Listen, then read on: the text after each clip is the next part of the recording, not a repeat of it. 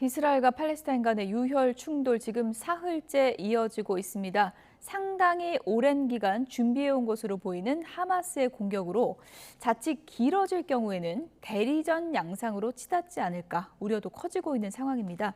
전문가의 분석을 좀 저희가 들어보겠습니다. 장지양 아산정책연구원 중동센터장 모셨습니다. 어서 오세요. 안녕하세요. 네.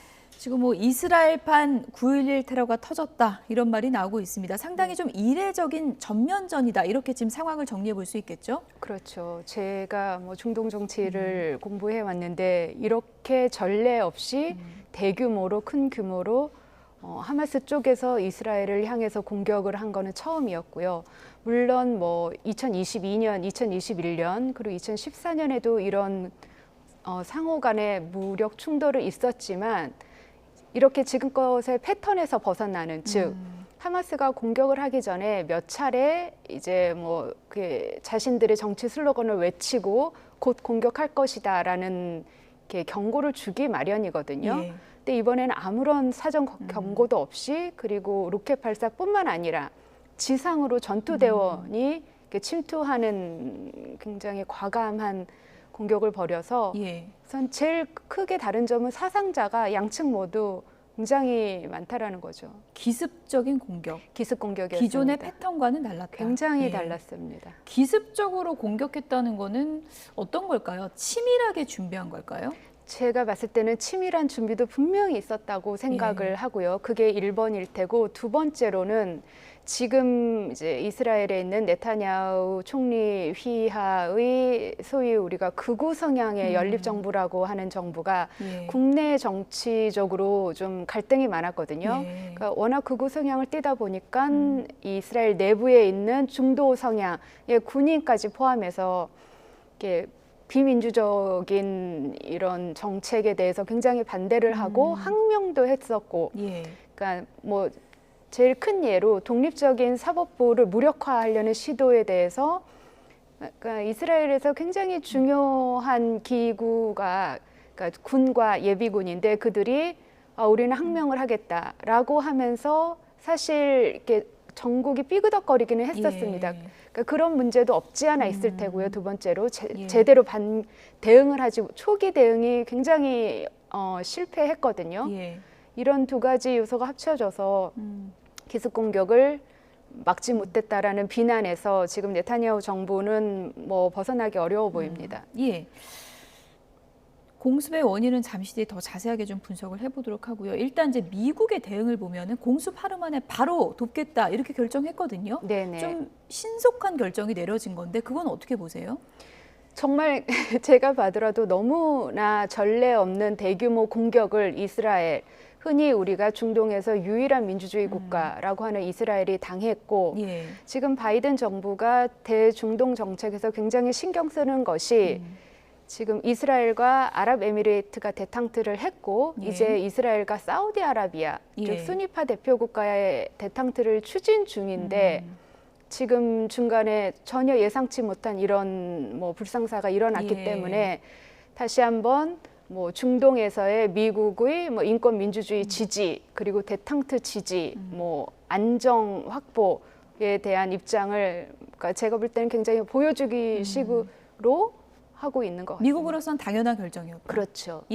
근데 미국의 이런 이른 개입이 어떻게 보면은 좀 더 판을 키울 수 있다. 또 이렇게 또 주장하는 쪽도 있거든요. 어떻게 보세요? 그럴 수도 있겠네요. 그런데 제가 보기에는 지금 현재 중동이 그러니까 말씀드린 것처럼 흔히 지금 하마스를 지지하는 쪽이 시아파의 종주국인 이란이거든요.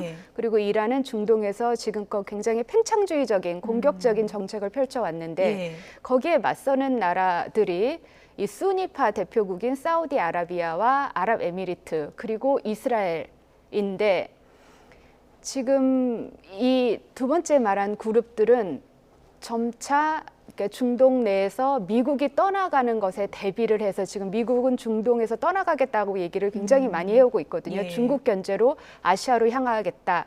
그렇기 때문에 이 세 나라가 우리가 똘똘 뭉쳐서 중동의 그런 팽창주의 정책을 저지하겠다는 입장이기 때문에 예.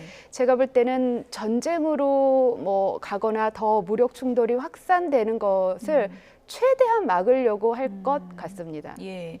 그러니까 지금 설명해 주신 거에 따르면 이제 사우디는 아랍의 종주국으로도 이제 불리는데 그렇죠. 사우디가 이스라엘하고 이렇게 화해하는 분위기로 가는 게 이란 입장에서는 지금 굉장히 신경 쓰이는 걸 수밖에 없고요.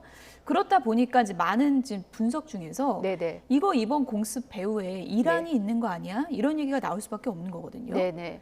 저는 배후에 이란은 확실히 있다라고 확실히 생각을 있다. 하고요. 예. 근데 다만 그 백분율로 따졌을 때 얼마나 될 것인지, 왜냐하면 하마스에 대한 이란의 지지는 늘상 있어 왔던 것이거든요. 그런데 지금 이번처럼 이렇게 정말 전례 없는 대규모의 치밀한 작전을 펼친데 이란이 얼마나 개입했는지는 그거는 약간 신중해야 될 것 같지만 이란은 항상 지지를 했습니다. 제가 봤을 때는 하마스가 독단적으로 오랜 기간 동안 준비한 게 아닐까. 그리고 뭐 이 작전을 결정함에 있어 이란과의 사전 조율은 분명히 있었다고 생각을 합니다. 사전 조율이 있었다. 네네. 근데 미국에서는 이제 공식적으로는 이란이 개입했다는 증거가 지금 없다 이렇게 딱 일축을 했는데 아무래도 좀 확전되는 거는 경계하는 분위기인 거죠. 그렇죠. 예. 지금 어쨌든 미국의 예. 입장은 중동에서 조금씩 발을 빼서, 그래서 2년 전에도 아프가니스탄에서 철군을 한 거고 시리아 내전에서도 되도록이면 확전이 안 되도록 개입을 자제해서 중국 견제로 조금씩 아시아로 옮기고 가고 있기 때문에 바이든한테 가장 큰 악몽은 중동에서 무력 충돌이 자꾸 이렇게 확산되는 것일 겁니다. 예. 일단은 지금 뭐 이란이 허를 찔렸지 않습니까? 이스라엘이요. 이스라엘이 네. 이스라엘이 허를 찔리다 보니까 이게 이제 군사 작전으로 곧 이어질 것이다 이런 전망이 많은데 그렇다면은 이게 빨리 끝날 것 같지는 않은데 장기화될 가능성이 높다고 보십니까? 장기화라는 것이 제가 볼 때는 무슨 이라크전이나 아프가니스탄전 내지는 시리아 내전, 예멘 내전처럼 뭐 리비아 내전처럼 장기화될 것 같지는 않고요. 예. 왜냐하면 가장 중요한 이유가 하마스랑 이스라엘은 서로를 굉장히 잘 알아요. 예. 그러니까 뭐 2년마다 이렇게 이 정도의 규모는 아니었지만 늘 무력 충돌을 해왔기 때문에 예. 서로의 약점이 무엇이고 서로가 원하는 것이 무엇인지 알기 때문에 어느 선에서 뭐 휴전을 하기는 할 테지만 예.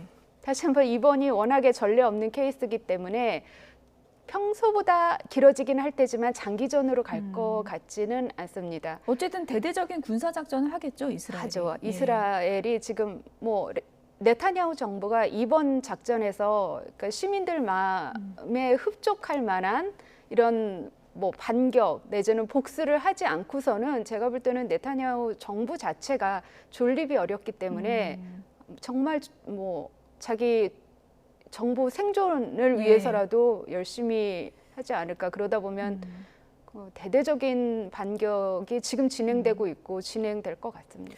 어쨌든 뭐 정부 자체 존립이 지금 어려운 상황이라고 하셨는데 이번에 이제 많은 분들이 놀란 게 모사드라는 정보기관이 뭐 세계 최고 정보기관이다 이렇게 알려져 왔었는데 그렇죠. 아예 아무것도 모르고 있었다는 얘기가 된 거잖아요. 그렇죠. 그러니까 심지어는 하마스 측에서도 예. 이렇게 우리의 초기 이 침투 작전이 이렇게 별다른 방해 없이 예. 꽤 지속된 거는 뭐 우리도 놀랐다라고 약간 이렇게 빈정대면서 예. 이렇게 얘기를 한다라는 것까지 들었는데 아이언돔도 그냥 뚫려버리고요. 그렇죠. 그러니까 근데 아이언돔이라는 것이 예. 이 로켓이 하나 날라오면 그거를 잡는 거거든요. 그래서 그러니까 뭐 2년 전, 4년 전에는 한 500발씩 쏩니다. 하마스 측에서. 근데 이번에는 뭐 수천 발이 동시에 이렇게 발사가 됐기 때문에 그거를 하나씩 맞추기라는 정말 어려울 것 같고 제가 볼 때는 하마스의 정말 이 국경을 넘어서 이스라엘 본토로 침투를 해왔는데 그거를 군인들이 못 막았다라는 거는 그건 정말 큰 실패죠. 예. 어쨌든 이스라엘이 뭐 지금 정부 존립 자체가 어려워진 상황에서 대규모 군사 작전을 하는 건 당연한 지금 수순이다라고 전망을 해주셨는데 하마스도 알고 있었을 거 아닙니까? 이렇게 하면 보복 공격이 올 거라는 걸요. 네, 네. 그리고 상당히 이기기 힘든 게임이 될 수도 있다는 걸 알고 네. 있었을 텐데 하마스가 이렇게 공격을 한 거는 뭘 얻고 싶어서 그런 걸까요? 하마스는 아시겠지만 이슬람 급진주의 조직이고요. 예. 유럽연합과 미국에서 테러 조직으로 지정을 했습니다. 테러 조직한테 가장 중요한 것은 전 세계 사람으로부터 국제사회로부터 주목을 받는 것이에요. 그리고 도대체 저 조직이 무엇을 원해서 저런 폭력을 쓸까 했을 경우 자신들의 정치적 슬로건인 가자 지구에 이슬람 국가를 설립하겠다를 이제 뭐 다시 한번 리프레시하면서 이게 우리의 존립 자체고 이게 우리의 정당성이다라고 말할 수 있는 기회를 포착하는 게 굉장히 중요한 조직이거든요. 예. 그래서 이번에도 하마스가 그렇게 정말 무차별 선제 공격을 한 다음에 그 내세운 이유가 이스라엘이 팔레스타인 주민을 너무 억압하기 때문이다라고 했는데 자기네들이 이렇게 먼저 공격을 할 경우 이스라엘이 당연히 정말 10배 넘는 가공할 만한 반격을 해와서 예. 가자 지구에 있는 팔레스타인 주민이 가장 먼저 피해를 볼 거라는 거는 이 사람들은 잘 알고 있거든요. 예. 그럼에도 그냥 비정한 정치적인 결단을 내린 거죠.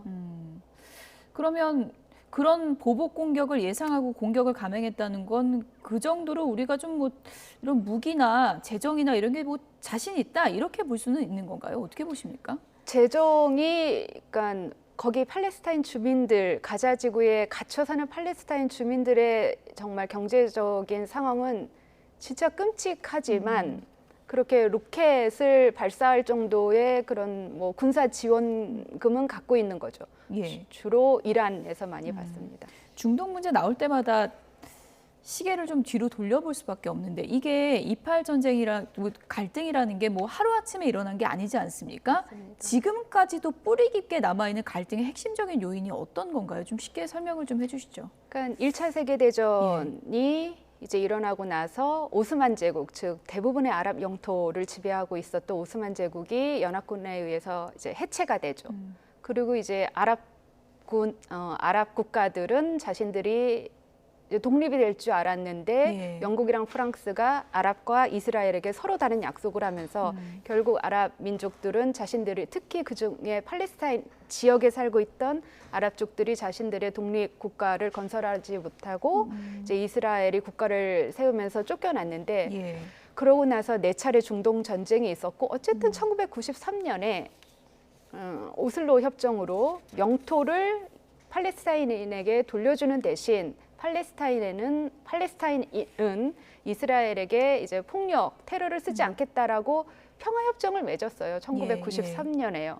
그런데 그게 아직도 뭐 이루어지지 않고 있는데 흔히 우리가 이스라엘 대 팔레스타인의 갈등이라고 말을 하면서 이렇게 양측을 많이 보지만 예. 이번에 하마스의 공격에는 팔레스타인 내부에 하마스라는 이슬람 조직과 또 우리가 많이 들은 PLO, 파타라고 하는 서한 지역에서 팔레스타인 자치정부를 또 수립하고 있는 그 다른 예. 반이슬람 조직 간의 갈등도 봐야 됩니다. 예, 굉장히 이제 복잡하고 긴 갈등의 역사. 하마스가 이번에 공습하면서 우리가 성공격하긴 하지만 이스라엘은 우리를 계속 공격해왔다. 이렇게 또 명분을 내세우기도 한 상황인데 어쨌든 지금 바이든 미국 대통령의 이제 중동 평화 그 구상에도 좀 차질이 생길 수 있을 가능성이 좀 높아지고 있고 이스라엘이 이제 사우디와 이제 그쪽과 이렇게 평화 분위기를 만들어가고 있었는데 이번 공습으로 어떻게 보면 좀 다 물 건너 가는 겁니까? 아니면 그 기조는 계속 갈 거라고 보십니까? 저는 그 기조는 갈 것 같은 것이 어차피 하마스는 국가도 아니고 뭐 유럽연합과 미국이 테러 조직으로 지정을 한 이런 조직이기 때문에 예. 만약에 지금 이 하마스의 공격으로 평화 구상이 멈춘다면 오히려 사람들이 테러 조직이 그러니까 여러 나라들 뭐 미국, 사우디, 이스라엘, UAE가 애써 만들어온 오랜 시간 만들어온 이 평화 구상을 망칠 수도 있구나라고 비춰질 수가 있기 때문에 예. 그럴 것 같지는 않아요.